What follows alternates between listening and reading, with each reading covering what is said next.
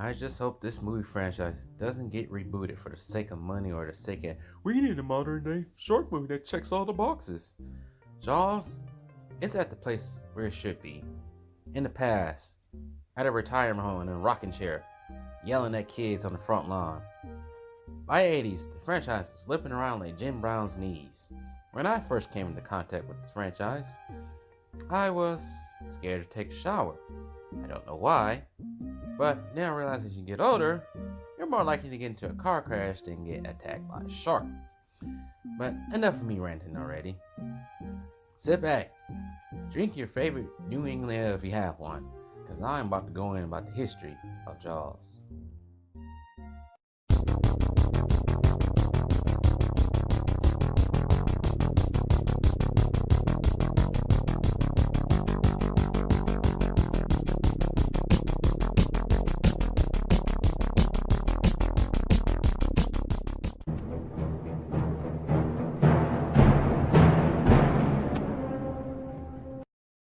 The franchise didn't start off with a movie. It started off with a novel of the same name, written by author Peter Benchley.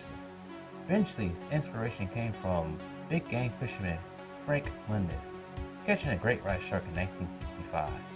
Mundus would be the inspiration for one of the main characters in the story named Flint. Also, the Jersey Shore attack in 1916 was also another inspiration for Bentley as he wrote. It wouldn't be long before Universal producers Richard P. Senook and David Brown found out about the book from magazine The Cosmopolitan. They loved it. They said it was one of the most exciting things they ever read. Soon enough, they purchased the movie rights in 1973 for a whopping $175,000, and that was on the movie back in the day. Brown claimed they would have a hard time executing some of the sequences, but they was down for the ride. Production started in 1974. Producers had a director in mind, John Sturgis, another maritime director, but they didn't choose him. But they went with director Dick Richards, who was a dick about freaking calling the shark a whale. He was fired soon after. Hello, you're fired. Why? So yeah, they fired the guy, thus going with Steven Spielberg, a young Steven Spielberg at age 26, who just directed his first film. Spielberg loved the book. Spielberg did get cold feet in the beginning because he was thinking he didn't want to become typecast as a shark and truck director, whatever that means. But he couldn't leave due to contractual issues with Universal Studios. They courted him in. He was trying to go to 20th Century Fox, but that didn't work. The film's budget was given a whopping $3.5 million. That's a lot of money back at the time. With 55 days of shooting, starting in May of 1974. Universal wanted to get this thing going. They wanted to wrap it up by June, but that didn't happen. And the reason why they wanted to wrap it up by June because the Screen Actors World Guild contract would expire, thus shutting down production. Writing was something else. Eventually was promised to write the script, which he did. But half of the subplots were kicked out of the way, thrown out by Spielberg. Much of the script, according to Spielberg, was a little drab and a little boring, and once again had too many subplots.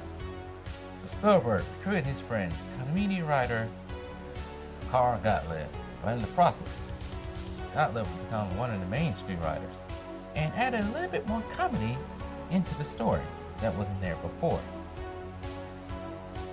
So, only Gottlieb eventually would get the main credit for screenwriting. Casting was fairly easy. In the beginning, actors chosen was Robert Duvall, who wanted to play Quint, not Brody, for what he was choosing for. And Charlton Heston was involved, but Spielberg felt he would be way too big for the role of Chief Brody, and probably bigger than the film itself, because he was one of the biggest actors in the 1970s. In the end, they would choose Roy Snyder to play Martin Brody. Rounding out the rest of the cast would be Robert Shaw as Quint, Richard Dreyfuss as William Raj as Matt Hooper, Lorraine Gary as Brody's wife Ellen, and the goofball mayor, or the ignorant mayor of Amity Island, Larry Vaughn, played by Murray Hamilton, with Peter Benchley as a reporter in a cameo. Now, filming was a nightmare. The sharks, the mechanical sharks, they kept sinking to the bottom of Martha's Vineyard all the time, most of the time. They hated it. It drove them crazy. Boats will always come into frame while filming when they weren't supposed to. The main boat, the Orca, would sink with the cast members on board. The crew became seasick. The movie was almost budget. Spielberg was paranoid that he would get fired because nothing was working. Nonetheless, filming would be successful, ending in the fall of 1974 with the budget rounding out to $9 million, including with the advertisements. Music was done by the great John Williams. The movie will be released on June 20th, 1975, and it become one of the world's first blockbusters. The movie will make $7 million over that weekend.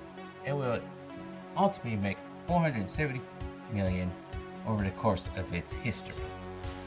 Its rentals were quite impressive. I think it was like 132 million.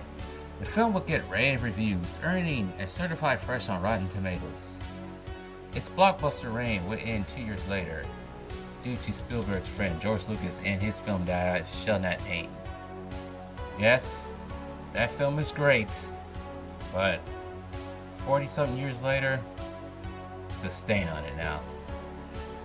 The movie will be considered one of the greatest films of all time, earning a spot in the film registry of the United States. Slide another one film in there. After the success of the film, it would win 3 Oscars in sound, score, and editing. But there was talks of a sequel. Spielberg, he said he didn't want no part of it because he had another movie to film. But Universal would move on, and they would try to use Spielberg's unwritten script that dealt with World War II and taking place during the sinking of the SS Indianapolis. But that was rejected. A new director would come into play, Gene Schwarzenegger, who was difficult during the filming process as well as the film process itself. Most of the cast returned. Schneider, he did not want to return at all. But he had to fulfill his contract, unfortunately. 2 years later, June 16, 1978, Jaws 2 was released. This time a new shark goes on a rampage. Yeah, we heard of that before. The movie received mixed reviews. Some people wanted Robert Shaw and Richard Dreyfuss to be in the movie, but the characters wasn't. Well, Quentin's dead because he got eaten by a shark, and Dreyfuss, he had to do something else. Rotten Tomatoes score was great, 60%, call that average. But the movie would make $200 million against a $30 million budget. The movie would be one of the highest grossing sequels. It led that way until Rocky II punched it out of orbit. Now, this is when Universal should have pulled the plug on the Jaws series. You would think, yeah, you made your money from the first one. You didn't know what you was going to do with the first one, but you made $400 million with the first one. The second one, you made $200 million. You think they would stop there? Oh, no. If they would have stopped there, this would be no video. Enter the goofball zone.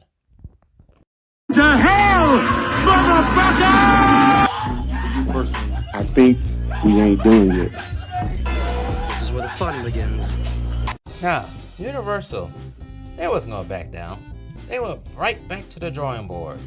And this time, out that smoky weed drawing board came the idea of a 3D movie.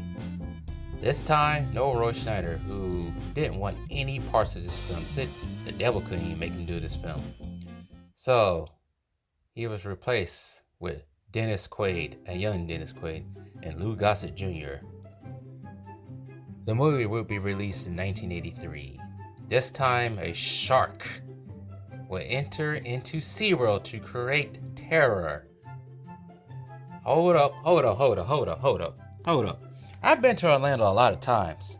Too many times is that. Let me make a call right down the line with Florida right quick. I'll be right back.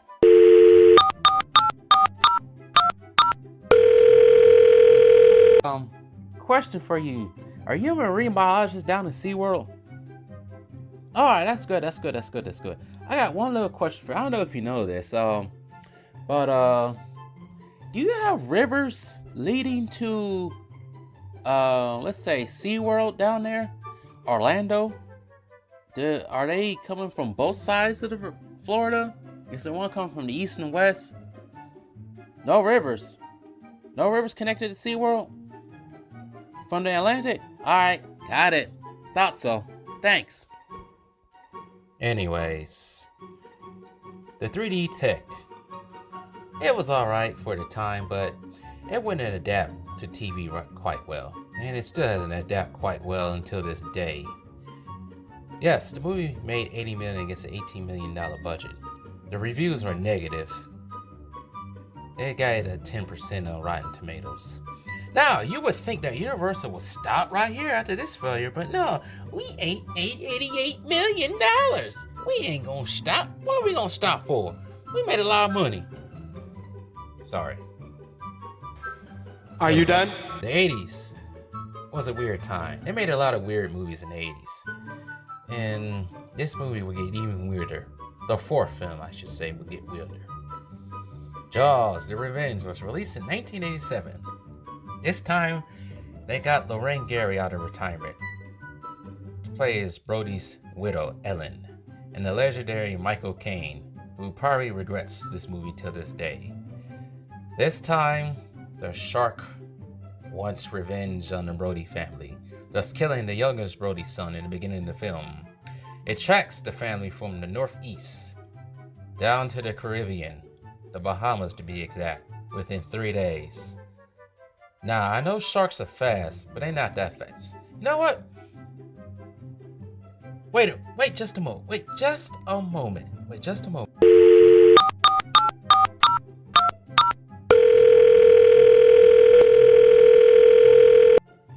Oh, sorry to bother you again, marine biologist down in Florida. I got another question for you. Actually, two questions. First question is, do sharks get revenge on people and know where they at and follow them? Yeah. For real? I thought so. You're right. I never heard of that. How can sharks get revenge? Yeah. Got another quick question for you. Can sharks roar like a tiger, even in distress? Because the sharks can roar. That's news to me. I haven't known about that. For real? Oh, shoot. Why did you say so? I know. That's crazy, ain't it? No, I should have known sharks don't roar. I don't know what Universal was thinking. I don't know what they was thinking at all about making sharks roar. Thanks, though. That was stupid. Yes, the shark wants revenge. I don't know how the shark wants revenge, and I don't know how the shark roars. This movie was a mess, people, and it showed very well with its spotty graphics, and that damn shark looked like a play toy shark, and it's somebody, you know what I mean. Shortly after, the Jaws franchise ended. Thank God, because I did not want to see Jaws 19. Forget that joke. 3 years later, Jaws will be revived in the form of the theme park ride, Universal Studios Florida. They wanted another. Actually,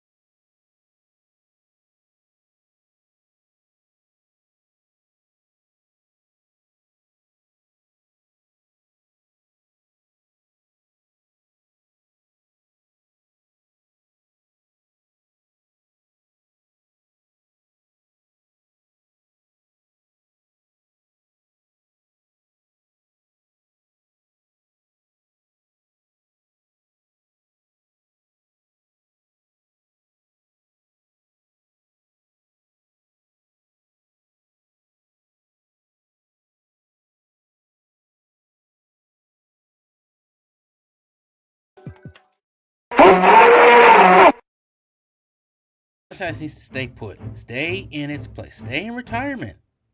You had your fun. You had video games, theme park rides, with Jaws the Ride in Japan still open till this day. And you had that studio attraction in Hollywood too. It also was an inspiration for many other maritime films like Deep Blue Sea, which is the second best shark film. Piranha, The Meg. I consider The Meg to be the unofficial sequel for jokes. But please, listen, Universal. Please listen, Universal. You too, Spielberg, or any other director out there. Leave Charles alone.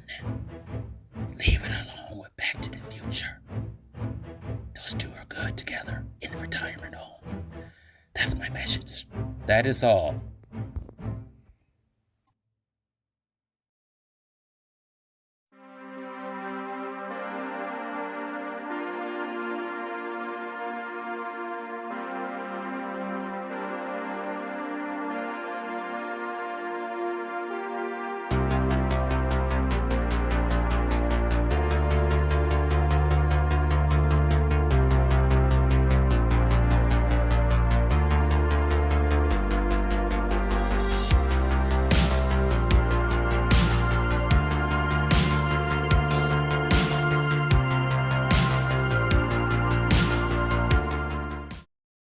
If you like this video, please subscribe. That's free.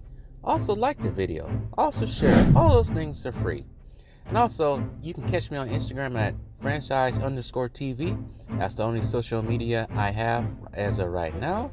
And I gotta get back to making more videos. Peace.